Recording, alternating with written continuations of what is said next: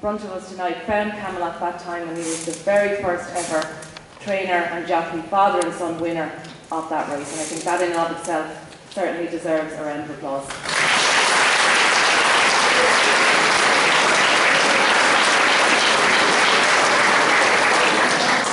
Just by way of context, before we launch into, I hope, some interesting questions and reflections and invites for reflections for our students here tonight, because that is why we are here, is that since 2009, since winning that European Pony Championship, I think that you are the epitome of the 13-year overnight success. And that success has come, but it has certainly come with great sacrifice, great dedication, and incredible fortitude over the past 13 years. In 2016, as some of you will know here in the audience, moving your focus to training, moving your focus to Ooning Hill. I'm sure some people here in the audience and certainly on the stage will be very familiar with Ooning Hill. And the great challenge it is to even drive up Ooning Hill, not to mind walk up Ooning Hill, I think, in and of itself speaks to the fortitude of the guest speaker here tonight and the incredible achievement that even is on a morning, I'm sure, at some very early hours when the day starts for Joseph and his team.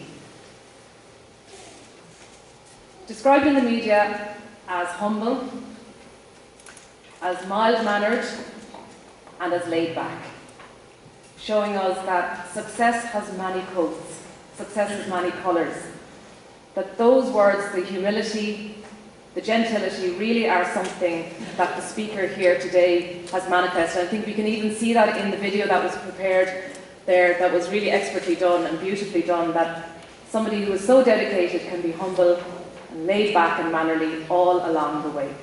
The great people that we meet in our lives typically are humble, typically are mild-mannered, and typically have a steely fortitude that we only see when they go on to win that race. We see that you, at a very young age, were involved in flat racing, Joseph, and I think at 6 foot, that was something of a challenge, and I think it was mentioned there even in the video that was brought to us, that that was something that has been commented on quite widely in the media. And just for our students, their parents, their guardians, and their friends that they have here with them tonight, what is it like to be in a sport where the physical odds, to a degree, are somewhat stacked against you? Yeah, well, I suppose, Mary, first of all, thank you very much for the very kind words. I suppose I was very lucky to be born into a family that was steeped in horse racing. Obviously, my grandfather, Joe Coley, originally trained just down the road here in Ooning, and I was born here, and I was here till we were 5. I think I was 5 when Mum and Dad moved to Rose Green outside Cashel, and Dad got a job there training horses for Coolmore. And really, from as long as I can remember, I grew up in an environment where some of the best horses in the world were being trained. Some of the best jockeys in the world were there on a daily basis, and really I was blessed to see and to work with them from the time I could walk and talk.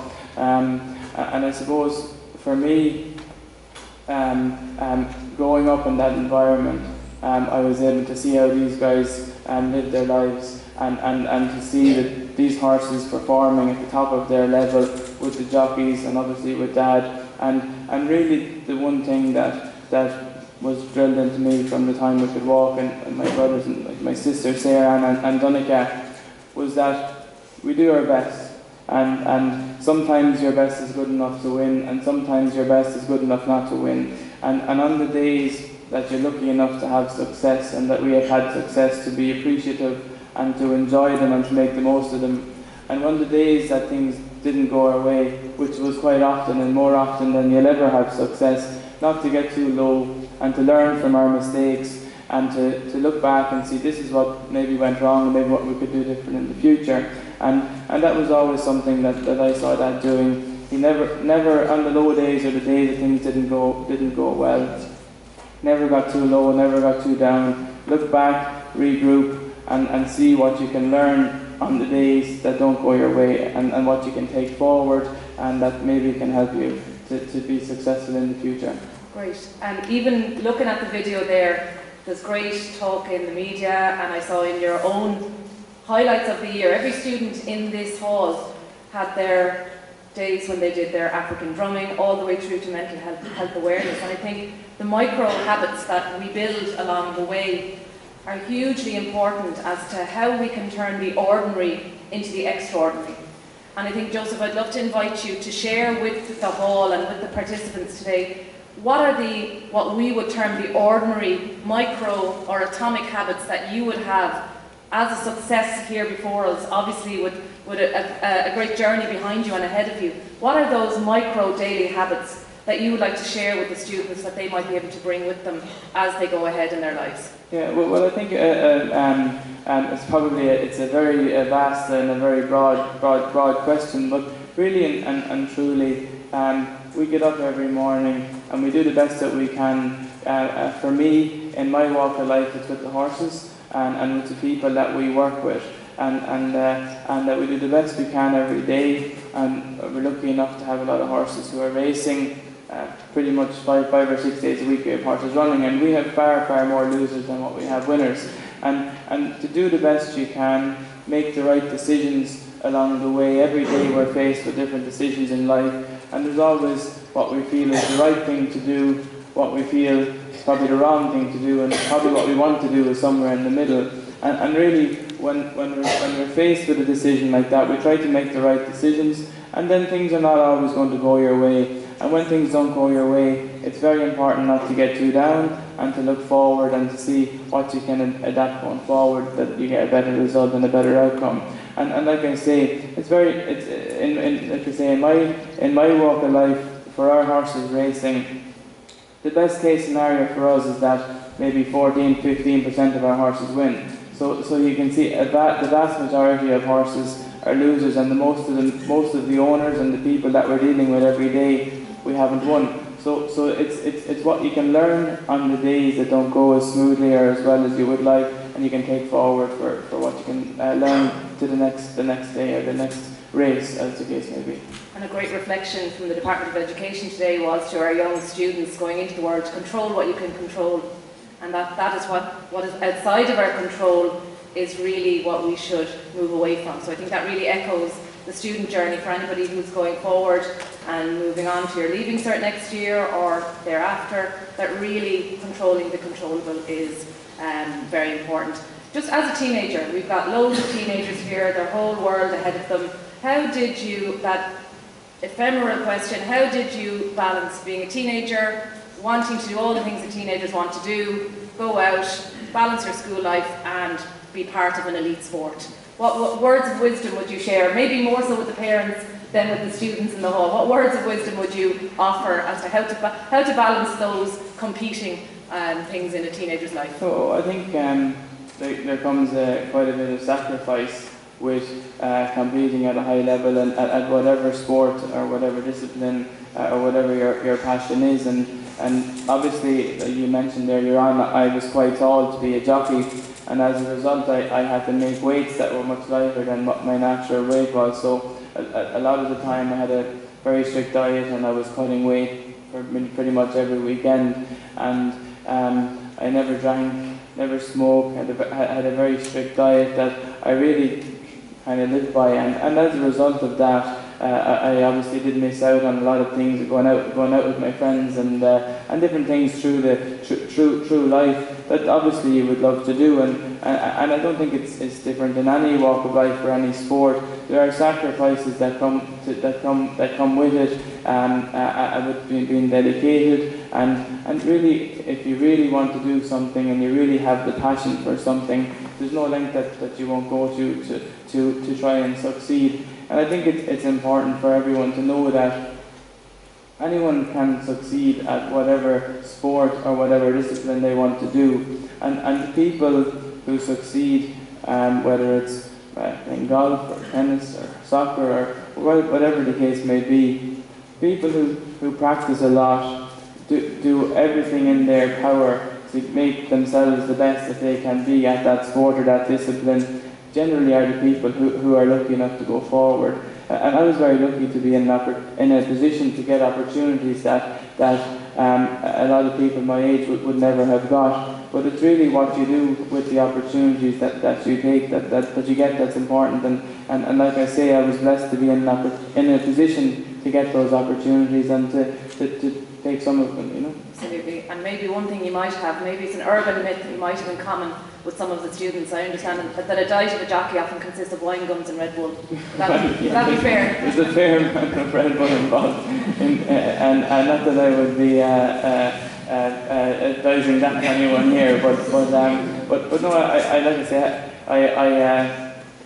I'm just over 6 foot, and I used to ride every weekend at 8 stone 12, and obviously that's a lot lighter than what I am now, and to get to those weights, it was obviously difficult, and there was a lot of sacrifices that came in my life to try and do that. Absolutely. And just as we're on the education piece, and we're here, as I say, with lovely young people with, again, their futures ahead of them, how important do you think education as part of your journey towards adulthood was, and how did you make sure you were still going to school and still making sure everything was kept going, if you like, in your life?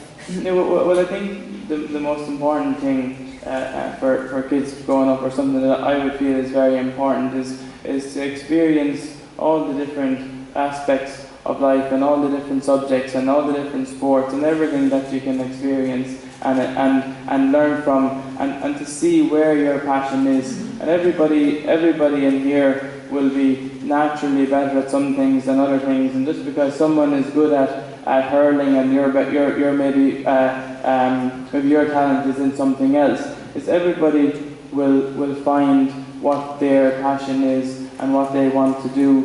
And if you work at that, and you work hard enough at that, and you're passionate at that, you will be every bit as successful as ever as you can dream that you can be. And just because somebody else is good at something that maybe you wish you were, you'll find where your passion is and where your talent is, and you'll be perfectly capable of being as successful as ever you can imagine you could be, with the right work ethic and the opportunities that will come your way. Just for all of the students and the parents in the room, if you could write yourself an email or leave yourself a voice note to your 17-year-old self, what type of advice or anecdote would you give your 17-year-old self, as some of the students here in the room? What advice would you give yourself? I think obviously there's an amount of different things, but I think something that when I look back on is not to be too hard on yourself. And things are not always going to go your way. And when things don't go your way, I kind of mentioned it already, is to learn from your mistakes and to not let them happen again going forward. Because everyone here is going to make mistakes, and whatever they may be.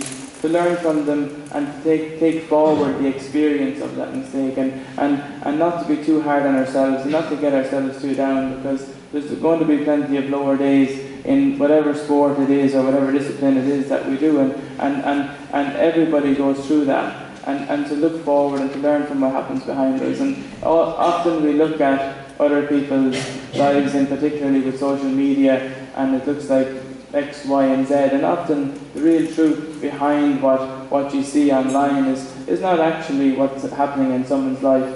They often portray a perfect world with all the different things that you could dream about, but the reality is often quite different. So I think it's important not to be too hard on ourselves when we're trying to compare ourselves to other people, and to learn from mistakes or from experiences in life and what we can take forward then, and we will come forward from that, you know. Absolutely.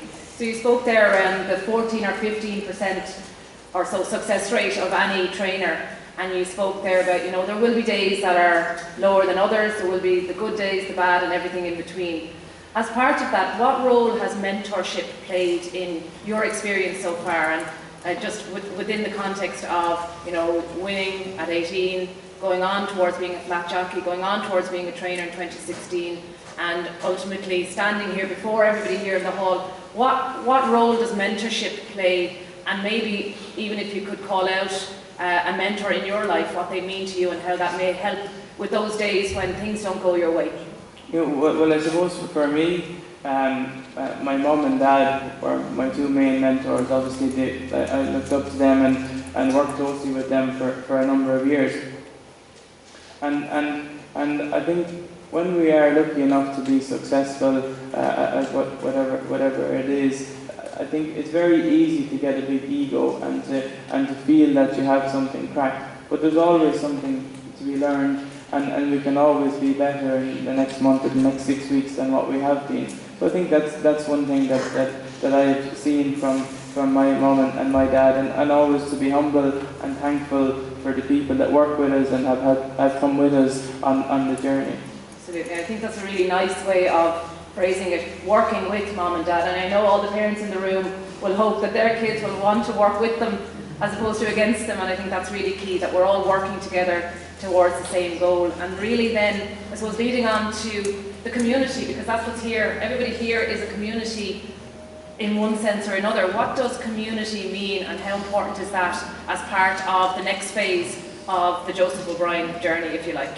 Now, well, I'm obviously very lucky to be in this area. I was born here and I spent the first couple of years of my life here, but I don't remember, I don't have many, I grew up obviously in Cashel, in Rose Green outside Cashel, so we're very lucky that we have a great team of people, and there's lots of kids from the locality that work with us and come for summer holidays and weekends, and we're getting to know people, and it's a huge part of our lives. Absolutely, and I know a lot of people in the room might be interested to know, do you have any other sporting interests, given that your life started in Kilkenny and you've moved to Tipperary? Any other sporting interests? Well, to be quite honest, I enjoy all sports, and I follow all sports, from the GAA to the soccer to you name it. So I'm a fan of sport, and I will watch high-level sport pretty much no matter what that is. Absolutely. So just one or two more questions, if that's all right with everybody. And really, I suppose, I thought about asking the question about what rules should we follow? What is the recipe for success? What does the cake look like when you have all the ingredients? And I thought I'd turn it on its head and say, well, what rules should we be breaking as students here, obviously within the confines of the law? What rules should we be breaking to really show that we are testing the limits, we're stress testing what success means? Are there any rules we should be breaking?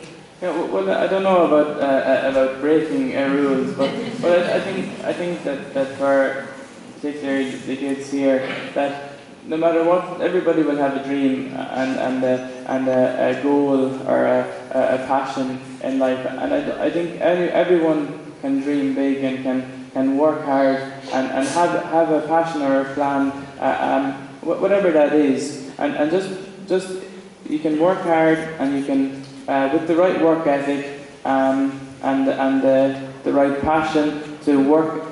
Sorry, I'll just get to start that again now.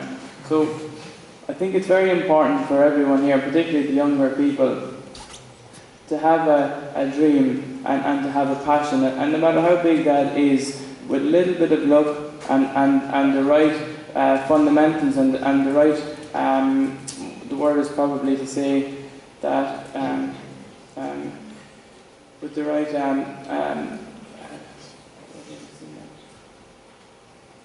okay, so anyone can have a dream, and no matter how big your dream is, it's achievable, and to have the right attitude.